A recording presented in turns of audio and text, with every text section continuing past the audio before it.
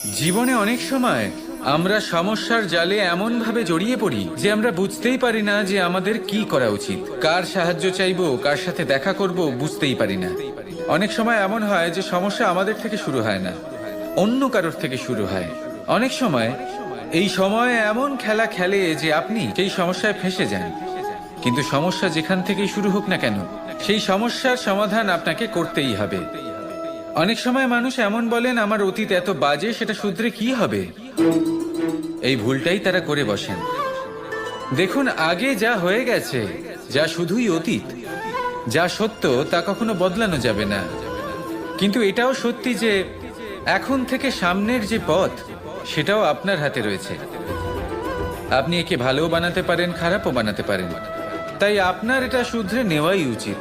কারণ মানুষ আসলে তার নিজের অতীতকে নয়, তার বর্তমানকে প্রভাবিত করতে পারে। এই বর্তমানই পরবর্তীকালে অতীত হবে, যা আপনি শুধরে নিতে পারেন। তাই আপনি সেই চেষ্টাই করুন, নিরন্তর চেষ্টা করুন।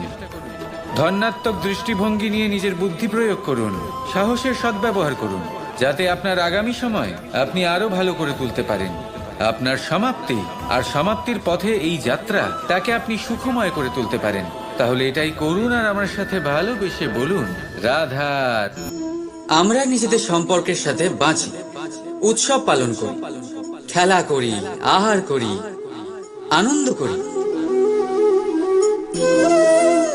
কিন্তু যখন কোনো প্রিয়জন আমাদের থেকে দূরে সরে যায়, এই সংসার ছেড়ে চলে যায়, তখন আমরা দুর্বল হয়ে পড়ি, সর্বদা দুঃখে থাকি। এটা কি হওয়া উচিত? এই প্রকৃতিকে দেখুন, বৃক্ষ পাতার ঝরে যাওয়ার শোক পালন করে না, সে নতুন পাতা জন্মাবার আহ্বান করে। গতকাল আপনি কারো স্থানে এসেছিলেন, আর আগামীকাল আপনার স্থানেও অবশ্যই কেউ আসবে। কারণ এটাই পরিবর্তন, এটাই প্রকৃতির নিয়ম। এতে শোক কিসে?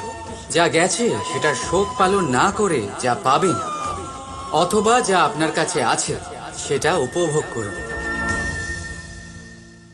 রাধা রাধা। আমাদের কাছে প্রতিনিয়ত বহু মানুষ আসেন। কাউকে আমরা সময় দিই, আবার কাউকে আমরা তিরস্কার করি। কিন্তু তিরস্কার কখনোই করা উচিত নয়। যে কোনো ব্যক্তির আপনার কাছে আসার তিনটি প্রধান কারণ হতে পারে: ভাব, অভাব আর প্রভাব। যদি আপনার কাছে কেউ প্রেম ভাব নিয়ে আসে, তবে তাকে প্রেম দিন, সম্মান দিন। যদি কেউ আপনার কাছে অভাবে আসে, তবে তার প্রয়োজন বুঝুন, আর যথাসম্ভব আপনি তার সাহায্য করুন। আর যদি কেউ আপনার কাছে প্রভাবের জন্য আসে, তাহলেও তাকে উচিত সম্মান দিন। এটা অত্যন্ত ভাগ্যের ব্যাপার যে কেউ আপনার প্রভাবে আছে। কিন্তু তিরস্কার কখনো করবেন না। তিরস্কার জন্ম দেয় কুণ্ঠাকে, আর কুণ্ঠা যে কাউকে আপনার শত্রু বানিয়ে দিতে পারে। এই জন্য বন্ধুত্ব করুন, আনন্দে থাকুন, আর আমার সাথে বলুন, রাধা রাধা।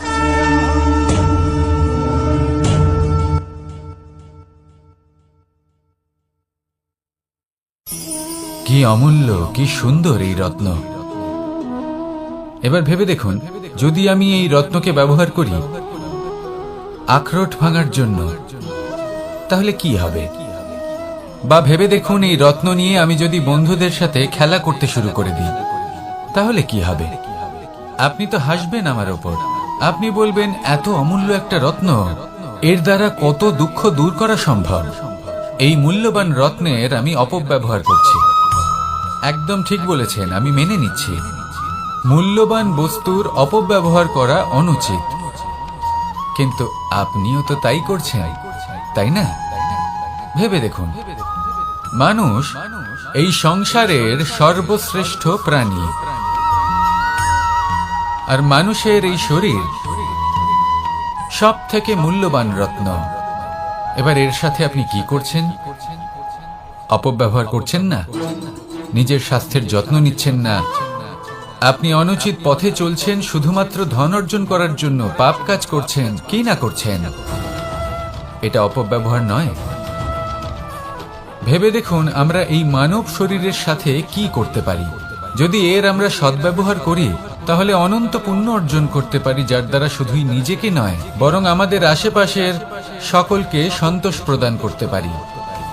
তাই সংকল্প নিন এটাই যে মানব শরীরের আমি সদ্ব্যবহার করব, পুণ্যের পথে চলব, সকলের মঙ্গলের জন্য, সকলের প্রসন্নতার জন্য। এই কর্ম করুন, এই পথে চলতে থাকুন। এই মন সন্তোষ বোধের সাথে বলবে রাধা রাধা।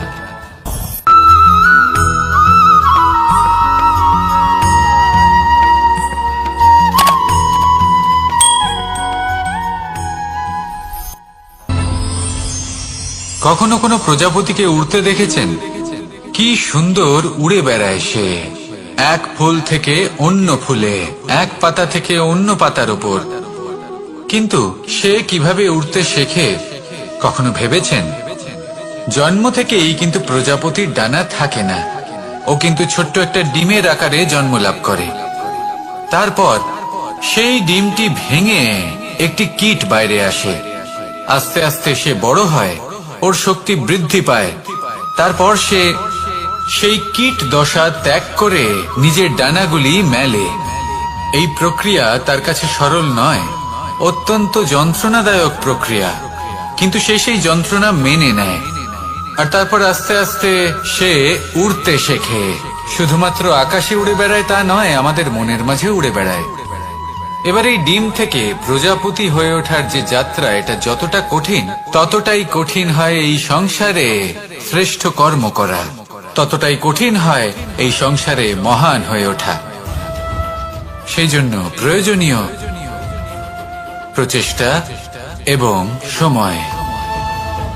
নিরন্তর প্রচেষ্টা করতে থাকুন, পর্যাপ্ত সময় নিন এবং আপনি নিজেকে এই আকাশে উড়ন্ত অবস্থায় পাবেন। আসুন আমার সাথে ভালোবেসে বলুন রাধা রাধা। পায়েস হলো আমার বিশেষ প্রিয়। এর মধুর স্বাদ মনকে প্রফুল্ল করে তোলে। ছোটবেলায় মা আমার জন্য পায়েস বানাতেন এবং আমাকে বলতেন যে গরম থাকতে থাকতে খেয়ে নে কানাই, ঠান্ডা হয়ে গেলে ভালো লাগবে না। কিন্তু আমিও দুষ্টু ছিলাম, ঠান্ডা হওয়া পর্যন্ত অপেক্ষা করতাম। আর ঠান্ডা হয়ে যাওয়ার পরে মার কাছে যেতাম আর ওনাকে বলতাম যে মা, পায়েস তো ঠান্ডা হয়ে গেছে, এটা গরম করে দিন।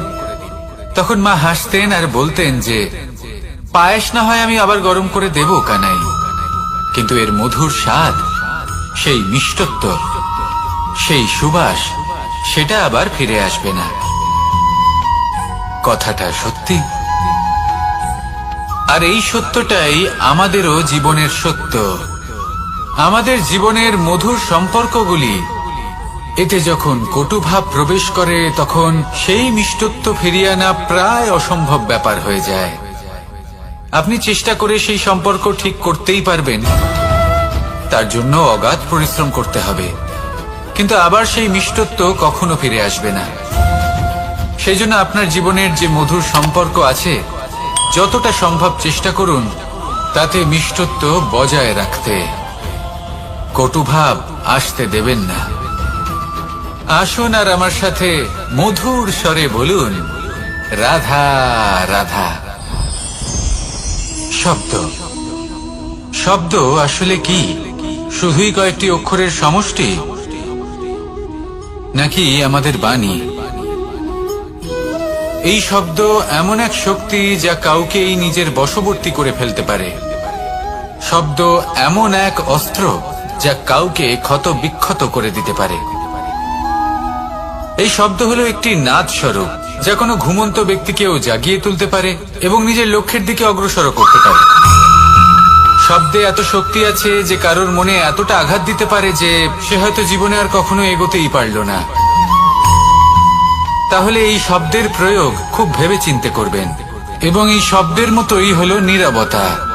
অনেক সময় এই নীরবতা আমাদের সহায়ক হয়ে ওঠে, অনেক সময় এটা আমাদের অনুশোচনাকে অনেক বেশি বাড়িয়ে তুলতে পারে। ভীষ্ম পিতামহ, অঙ্গরাজ কর্ণ, যখন দ্রৌপদীর বস্ত্রহরণ হচ্ছিল তখন এনারা নীরব ছিলেন, দুর্যোধনের বিরোধিতা করেননি, ওকে বাধা দেননি।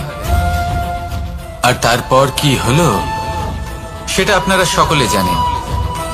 দেখতে গেলে নীরবতা চুপ করে থাকা, কিন্তু যদি কোনো দুষ্টের সামনে চুপ করে থাকেন, যদি তার বিরোধিতা না করতে পারেন, তাহলে এই নীরবতাই অনেক বড় পাপের আকার ধারণ করে। মনে রাখবেন আর আমার সাথে ভালোবেসে বলবেন, রাধা রাধা। আভূষণ, কার না ভালো লাগে এই আভূষণ? আমরা পরিশ্রম করি, ধন অর্জন করি, আর আভূষণ কিনে থাকি, কখনো নিজের জন্য, কখনো বা তাদের জন্য যাকে আমরা ভালোবাসি, বা তাদের জন্য যাকে আমরা সম্মান করি। হয়তো সেই জন্যই সীতা চূড়ামণি ধারণ করেছিলেন এবং আমি সামন্তকমণি। কিন্তু এটাই কি সেই প্রকৃত আভূষণ যা আপনার মূল্য বৃদ্ধি করে? না। শ্রীরামের আভূষণ হলো ওনার নম্র ভদ্র ব্যবহার। মাতা সীতার আভূষণ হলো ওনার সততা, ওনার নিষ্ঠা, ওনার ত্যাগ। অর্জুনের আভূষণ ছিল ওনার একাগ্রতা। রাধার আভূষণ ওনার প্রেম। এই আভূষণ কোথাও নেই, আপনার মনে আছে। যদি আপনার মনে মিষ্টতা থাকে, তা শান্ত হয়, তাতে সততা থাকে, নিষ্ঠা থাকে এবং প্রেম থাকে, তাহলে আপনার অন্য আর কোনো আভূষণের কোনো প্রয়োজন নেই। আপনি যতই ভিড়ের মাঝে থাকুন, আপনার ঔজ্জ্বল্য চোখে পড়বে। আসুন আর আমার সাথে ভালোবেসে বলুন, রাধা রাধা। এই সংসারের সবথেকে বড় সত্যি হলো জন্ম এবং মৃত্যু, কিন্তু আরো বড় একটা সত্য আছে, মিত্র এবং শত্রু, যা আমাদের সকলের জীবনে থাকে। মিত্র সে যে আমাদের সঙ্গ দেয় এবং সংসারের সবথেকে উঁচু শিখরে আমাদের নিয়ে যায়, এবং শত্রু সে যে যে কোনো মুহূর্তে যে কোনো শিখর থেকে আমাদের নিচে ফেলে দিতে পারে। এবার বিচিত্র ব্যাপার হলো এটাই যে আমরা নিজেরাই এদের সাথে নিয়ে চলি, নিজেরাই এদের পালন করি। তা কি করে? প্রথমে বুঝুন এই মিত্র এবং শত্রু কারা। আপনার নিজের মন, আর কেউ নয়। এই মনই হলো মিত্র। যখন তাতে ভারসাম্য বজায় থাকে, তা নিয়ন্ত্রিত থাকে, তা পবিত্র হয়।